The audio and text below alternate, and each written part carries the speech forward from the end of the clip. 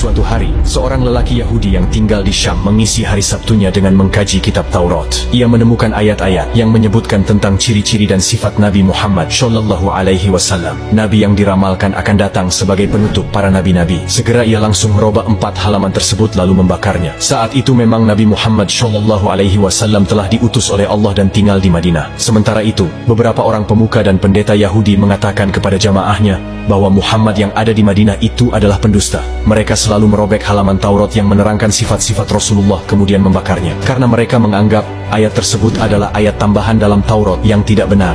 Di hari Sabtu berikutnya, ia lagi-lagi menemukan ayat-ayat dalam kitab Taurat yang menerangkan Nabi Muhammad Shallallahu Alaihi Wasallam. Kali ini ia menemukan sifat Rasulullah ditambah para sahabatnya. Namun, kali ini ia tidak langsung merobek dan membakarnya.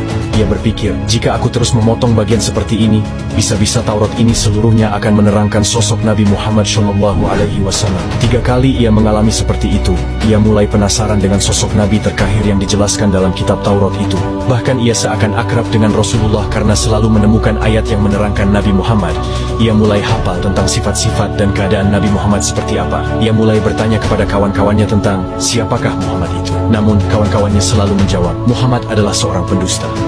Rasa penasaran dia semakin memuncak. Ia tidak memperdulikan kawan-kawannya yang menyuruh untuk tidak bertemu dengan Nabi Muhammad Shallallahu Alaihi Wasallam. Dalam benak dia seakan menggumpal kerinduan yang mendalam kepada sosok yang mulia itu. Bergegas ia mulai melangkah mengarungi padang pasir yang panas, semata-mata untuk bertemu Rasulullah. Sampai di kota Madinah, ia bertemu dengan sahabat Salman Al-Farisi. Dengan ketampanan yang dimiliki Salman Al-Farisi, lelaki Yahudi itu mengira bahwa Salman adalah Nabi Muhammad.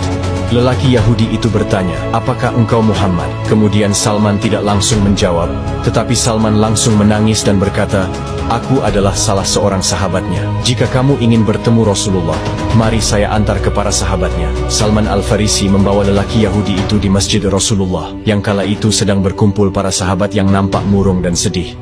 Di depan pintu masjid, lelaki itu berkata, Assalamualaikum ya Rasulullah. Sontak hal ini membuat para sahabat yang lain semakin sedih dan pecah tangisannya. Salah sahabat berkata, wahai orang asing, siapakah kamu ini? Sungguh engkau telah memperbaharui luka hati kami. Apakah engkau tidak tahu bahwa beliau telah wafat 3 hari yang lalu? Mendengar hal itu, lelaki itu merasakan kesedihan seolah ikut merasakan luka kehilangan Rasulullah yang belum pernah ia jumpai. Lelaki Yahudi itu menangis tenggelam dalam kesedihannya dan berkata, apakah Ali berada di sini? Sambil mendekat, Ali menjawab, ada, wahai Ali, aku menemukan namamu dalam kitab Taurat bersama Muhammad. Tolong, ceritakan padaku tentang ciri-ciri beliau. Sayyidina Ali pun menjelaskan tentang ciri-ciri Nabi Muhammad, dari bentuk badannya hingga sifat-sifatnya. Wahai Ali, apa yang engkau katakan adalah benar, persis apa yang diterangkan dalam kitab kami Taurat. Wahai Ali, apakah masih ada sisa baju beliau sehingga aku dapat menciumnya? Kemudian Ali menyuruh Salman untuk mengambil jubah Rasulullah di rumah Sayyidatuna Fatimah. Salman menceritakan peristiwa yang terjadi kepada Fatimah. Lalu Fatimah memberi Salman jubah Rasulullah yang terdapat 7 tambalan dengan tali serat kurma.